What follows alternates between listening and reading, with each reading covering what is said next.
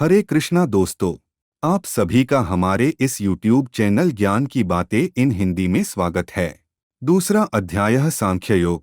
पहले अध्याय में गीता में कहे हुए उपदेश की प्रस्तावना रूप दोनों सेनाओं के महारथियों की तथा शंखध्वनि पूर्वक अर्जुन का रथ दोनों सेनाओं के बीच खड़ा रखने की बात कही गई।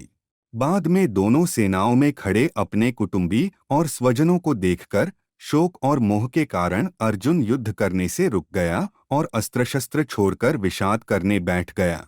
यह बात कहकर उस अध्याय की समाप्ति की। बाद में भगवान श्री कृष्ण ने उन्हें किस प्रकार फिर से युद्ध के लिए तैयार किया, यह सब बताना आवश्यक होने से संजय अर्जुन की स्थिति का वर्णन करते हुए दूसरा अध्याय प्रारंभ करता है। संजय बोले, यह उस प्रकार करुणा से व्याप्त और आंसुओं से पूर्ण तथा व्याकुल नेत्रों वाले शोकयुक्त उस अर्जुन के प्रति भगवान मधुसूदन ने ये वचन कहा। श्री भगवान बोले, हे अर्जुन, तुझे इस असमय में यह मोह किस हेतु से प्राप्त हुआ, क्योंकि न तो यह श्रेष्ठ पुरुषों द्वारा आचरित है, न स्वर्ग को देने वाला है और न कीर्ति को करने वाला ही है। इसलिए हे अर्जुन, नपुंसकता को मत प्राप्त हो, तुझमें यह उचित नहीं जान पड़ती।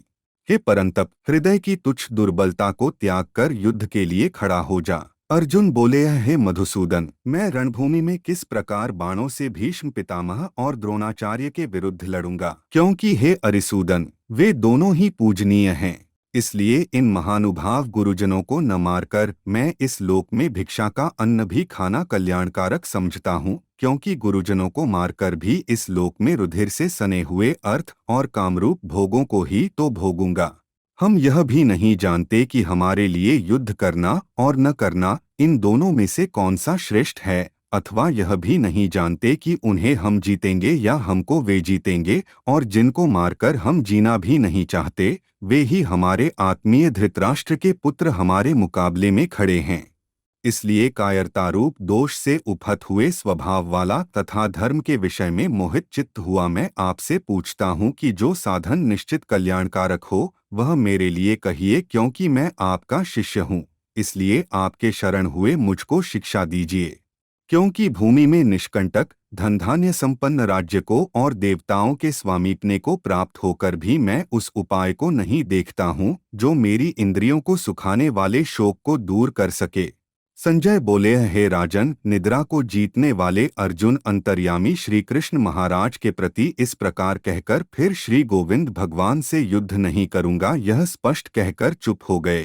हे भरतवंशी धृतराष्ट्र, अंतर्यामी श्री कृष्ण महाराज ने दोनों सेनाओं के बीच में शोक करते हुए उस अर्जुन को हंसते हुए से यह वचन बोले। श्री भगवान बोले, हे अर्जुन, तू न शोक करने योग्य मनुष्यों के लिए शोक करता है और पंडितों के जैसे वचनों को कहता है, परंतु जिनके प्राण चले गए हैं उनके लिए और जिनके प्राण नहीं गए हैं उनके लिए भी पंडित जन शोक नहीं करते। न तो ऐसा ही है कि मैं किसी काल में नहीं था, तू नहीं था, अथवा ये राजा लोग नहीं थे, और न ऐसा ही है कि इससे आगे हम सब नहीं रहेंगे। जैसे जीवात्मा की इस देह में बालकपन, जवानी और वृद्धावस्था होती है, वैसे ही अन्य शरीर की प्राप्ति होती है, उस विषय में धीर पुरुष मोहित नहीं होता। हे कुंती पुत्र, सर्दी गर्मी और सुख दुख देने वाले इंद्रिय और विषयों के संयोग तो उत्पत्ति विनाशशील और अनित्य हैं। इसलिए हे भारत, उसको तू सहन कर, क्योंकि हे पुरुष श्रेष्ठ, दुख सुख को समान समझने वाले जिस धीर पुरुष को ये इंद्रिय और विषयों के संयोग व्याकुल नहीं करते, वह मोक्ष के योग्य होता है। असत वस्तु की सत्ता नहीं है और सत का अभाव नहीं है। इस प्रकार तत्वज्ञानी पुरुषों द्वारा इन दोनों का ही तत्व देखा गया है। नाशरहित तो तू उसको जान जिससे यह संपूर्ण जगत दृश्यवर्ग व्याप्त है। इस अविनाशी का विनाश करने में भी कोई समर्थ नहीं है। इस नाशरहित अप्रमेय नित्य स्वरूप जीवात्मा के ये सब शरीर नाशवान कहे गए हैं। इसलिए हे भरतवंशी अर्जुन, तू युद्ध कर। जो उस आत्मा को मारने वाला समझता है तथा जो इसको मरा मानता है, वे दोनों ही नहीं जानते, क्योंकि यह आत्मा वास्तव में न तो किसी को मारता है और न किसी के द्वारा मारा जाता है। यह आत्मा किसी काल में भी न तो जन्मता है और न मरता ही है, तथा न यह उत्पन्न होकर फिर होने वाला ही है, क्योंकि यह अजन्मा, नित्य, सनातन और पुरातन है। वर्टिकल बार शरीर के मारे जाने पर भी यह नहीं मारा जाता है। हे पृथापुत्र अर्जुन, जो पुरुष इस आत्मा को नाशरहित नित्य अजन्मा और अव्यय जानता है, वह पुरुष कैसे किसको मरवाता है और कैसे किसको मारता है। जैसे मनुष्य पुराने वस्त्रों को त्याग कर दूसरे नए वस्त्रों को ग्रहण करता है, वैसे ही जीवात्मा पुराने शरीरों को त्याग कर दूसरे नए शरीरों को प्राप्त होता है। इस आत्मा को शस्त्र काट नहीं सकते, इसको आग जला नहीं सकती, इसको जल गला नहीं सकता और वायु सुखा नहीं सकती, क्योंकि यह आत्मा अच्छेद्य है। यह आत्मा अदाह्य, अक्लेद्य और निःसंदेह अशोष्य है तथा यह आत्मा नित्य, सर्वव्यापी, अचल स्थिर रहने वाला और सनातन है। यह आत्मा अव्यक्त है, यह आत्मा अचिंत्य है और यह आत्मा विकार रहित कहा जाता है। इससे हे अर्जुन, इस आत्मा को उपर्युक्त प्रकार से जानकर तू शोक करने के योग्य नहीं है, अर्थात तुझे शोक करना उचित नहीं है। किंतु यदि तू इस आत्मा को सदा जन्मने वाला तथा सदा मरने वाला मानता है, तो भी है महाबाहो, तू इस प्रकार शोक करने को योग्य नहीं है, क्योंकि इस मान्यता के अनुसार जन्मे हुए की मृत्यु निश्चित है और मरे हुए का जन्म निश्चित है। इससे भी इस बिना उपाय वाले विषम में तू शोक करने के योग्य नहीं है। हे अर्जुन, संपूर्ण प्राणी जन्म से पहले अप्रकट थे और मरने के बाद भी अप्रकट हो जाने वाले हैं, केवल बीच में ही प्रकट है। फिर ऐसी स्थिति में क्या शोक करना है। कोई एक महापुरुष ही इस आत्मा को आश्चर्य की भांति देखता है और वैसे ही दूसरा कोई महापुरुष ही इसके तत्व का आश्चर्य की भांति वर्णन करता है तथा दूसरा कोई अधिकारी पुरुष ही इसे आश्चर्य की भांति सुनता है और कोई कोई तो सुनकर भी इसको नहीं जानता।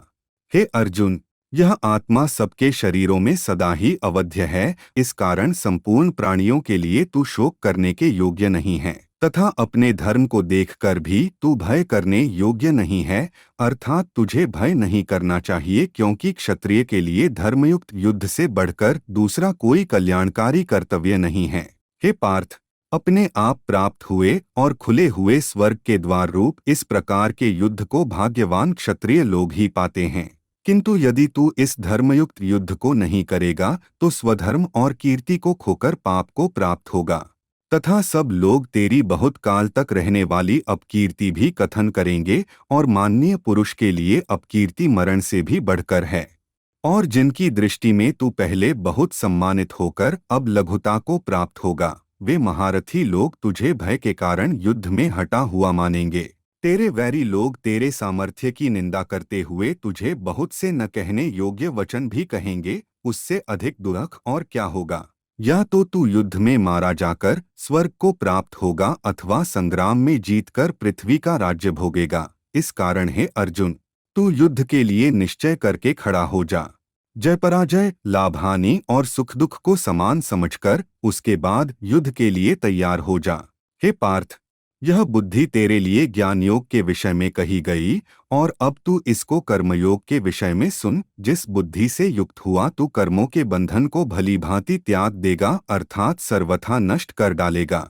इस कर्मयोग में आरंभ का अर्थात बीज का नाश नहीं है और उल्टा फल रूप दोष भी नहीं है, बल्कि इस कर्मयोग रूप धर्म का थोड़ा सा भी साधन जन्म मृत्यु रूप महान भय से रक्षा कर लेता है।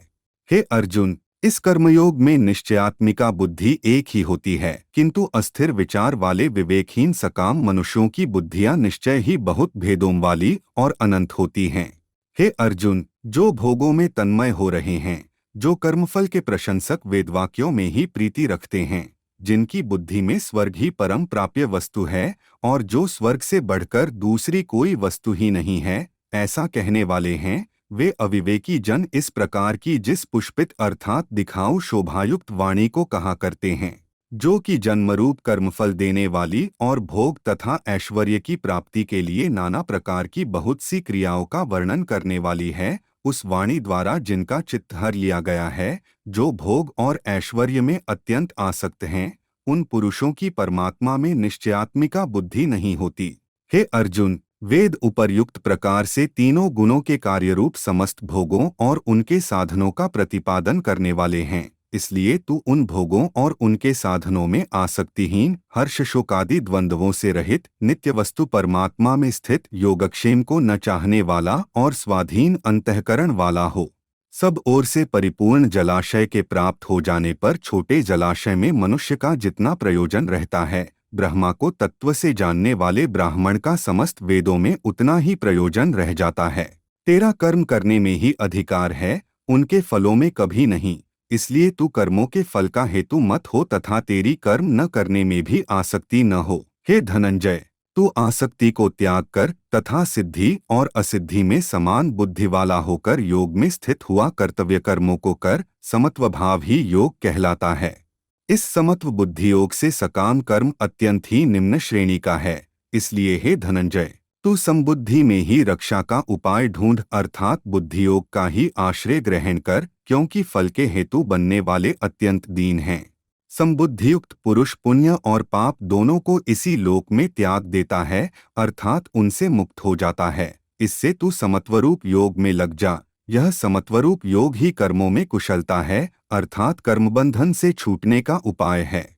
क्योंकि समबुद्धि से युक्त ज्ञानी जन कर्मों से उत्पन्न होने वाले फल को त्याग कर जन्मरूप बंधन से मुक्त हो निर्विकार परम पद को प्राप्त हो जाते हैं।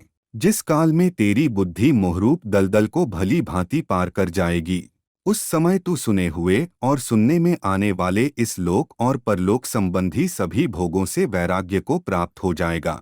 भांति भांति के वचनों को सुनने से विचलित हुई तेरी बुद्धि जब परमात्मा में अचल और स्थिर ठहर जाएगी, तब तू योग को प्राप्त हो जाएगा, अर्थात तेरा परमात्मा से नित्य संयोग हो जाएगा।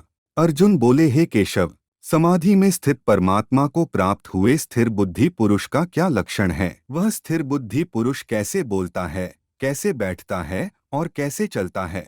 दुखों की प्राप्ति होने पर जिसके मन पर उद्वेग नहीं होता, सुखों की प्राप्ति में जो सर्वथा निःस्पृह है तथा जिसके राग, भय और क्रोध नष्ट हो गए हैं, ऐसा मुनि स्थिर बुद्धि कहा जाता है। जो पुरुष सर्वत्र स्नेह रहित हुआ उसे शुभ या अशुभ वस्तु को प्राप्त होकर न प्रसन्न होता है और न द्वेष करता है, उसकी बुद्धि स्थिर है। और जैसे कछुआ सब ओर से अपने अंगों को समेट लेता है, वैसे ही जब यह पुरुष इंद्रियों के विषयों से इंद्रियों के सब प्रकार से हटा लेता है, तब उसकी बुद्धि स्थिर है। इंद्रियों के द्वारा विषयों को ग्रहण न करने वाले पुरुष के भी केवल विषय तो निवृत्त हो जाते हैं, परंतु उनमें रहने वाली आसक्ति निवृत्त नहीं होती। इस स्थितप्रज्ञ पुरुष की तो आसक्ति भी परमात्मा का साक्षात्कार करके निवृत्त हो जाती है। हे अर्जुन, आसक्ति का नाश न होने के कारण ये प्रमथन स्वभाव वाली इंद्रियां यत्न करते हुए बुद्धिमान पुरुष के मन को भी बलात् हर लेती हैं। इसलिए साधक को चाहिए कि वह उन संपूर्ण इंद्रियों को वश में करके समाहित चित्त हुआ मेरे परायण होकर ध्यान में बैठे, क्योंकि जिस पुरुष की इंद्रियां वश में होती हैं, उसी की बुद्धि स्थिर हो जाती है। विषयों का चिंतन करने वाले पुरुष की उन विषयों में आसक्ति हो जाती है, आसक्ति से उन विषयों की कामना उत्पन्न होती है और कामना में विघ्न पड़ने से क्रोध उत्पन्न होता है। क्रोध से अत्यंत मूढ़भाव उत्पन्न हो जाता है, मूढ़भाव से स्मृति में भ्रम हो जाता है, स्मृति में भ्रम हो जाने से बुद्धि अर्थात ज्ञान शक्ति का नाश हो जाता है और बुद्धि का नाश हो जाने से यह पुरुष अपनी स्थिति से गिर जाता है। परंतु अपने अधीन किए हुए अंतःकरण वाला साधक अपने वश में की हुई रागद्वेष से रहित इंद्रियों द्वारा विषयों में विचरण करता हुआ अंतःकरण की प्रसन्नता को प्राप्त होता है। अंतःकरण की प्रसन्नता होने पर इसके संपूर्ण दुखों का अभाव हो जाता है और उस प्रसन्न चित्त वाले कर्मयोगी की बुद्धि शीघ्र ही सब ओर से हटकर परमात्मा में ही भली भांति स्थिर हो जाती है। न जीते हुए मन और इंद्रियों वाले पुरुष में निश्चयात्मिका बुद्धि नहीं होती और उस अयुक्त मनुष्य के अंतःकरण में भावना भी नहीं होती तथा भावनाहीन मनुष्य को शांति नहीं मिलती और शांतिरहित मनुष्य को सुख कैसे मिल सकता है? क्योंकि जैसे जल में चलने वाली नाव को वायु हर लेती है, वैसे ही विषयों में विचरती हुई इंद्रियों में से मन जिस इंद्रिय के साथ रहता है, वह एक ही इंद्रिय इस अयुक्त पुरुष की बुद्धि को हर लेती है। इसलिए हे महाबाहो, जिस पुरुष की इंद्रियां इंद्रियों के विषयों से सब प्रकार निग्रह की हुई हैं, उसी की बुद्धि स्थिर है।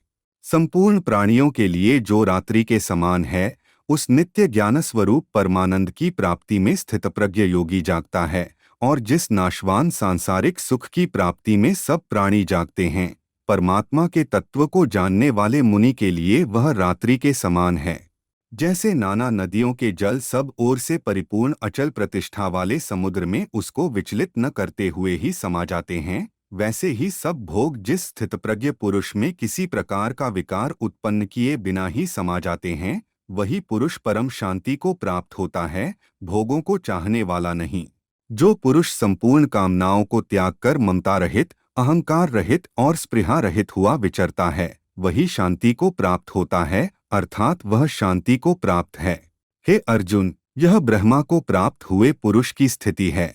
इसको प्राप्त होकर योगी कभी मोहित नहीं होता और अंतकाल में भी इस ब्राह्मी स्थिति में स्थित होकर ब्रह्मानंद को प्राप्त हो जाता है। इस प्रकार उपनिषद, ब्रह्म विद्या तथा योगशास्त्र रूप श्रीमद् भगवद गीता के श्री कृष्ण अर्जुन संवाद में सांख्य योग नामक द्वितीय अध्याय संपूर्ण हुआ।